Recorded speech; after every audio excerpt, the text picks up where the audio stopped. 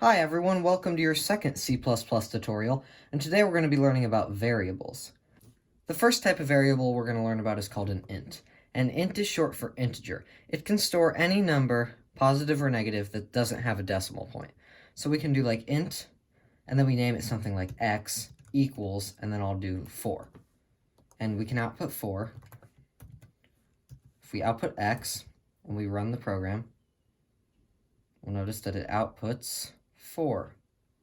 We can change x to like negative 100,000 or something, and it'll output negative 100,000. So we can also add ints together. So if we do like int y equals 250,000 and we output x plus y, then when we run it, it's going to give us 150,000 because that's what negative 100,000 plus 250,000 is.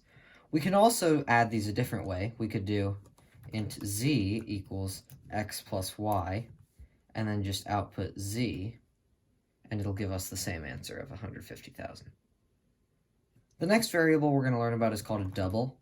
A double is a decimal value, and it can be positive or negative. So we're going to call this one double x equals 90.45. And we can output that. And it'll output 90.45. And we can also add doubles together, like double y equals 60.9.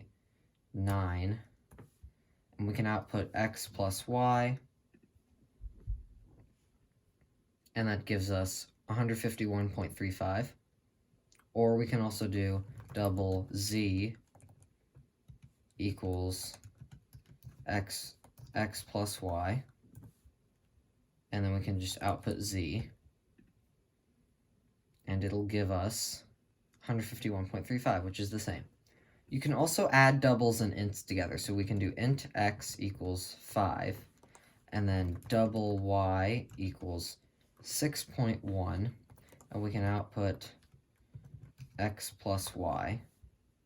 And if we run this, we get 11.1. There's two other ways to do this. We could do double z equals x plus y, and then output z,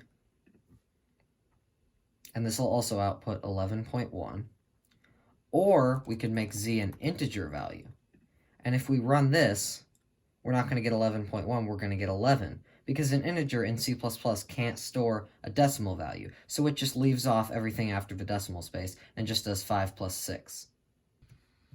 Since an integer can't store a decimal value, if we do int x equals 5.6 and we output x, then we'll just get 5, because it'll leave off everything after the decimal point.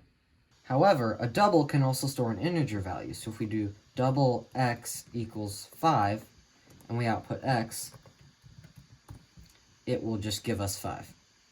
Well, that was it for your second C++ tutorial over variables. Please like and subscribe and make sure you turn on notifications. And if you have any questions or comments, please leave them in the comment section below. Thanks for watching.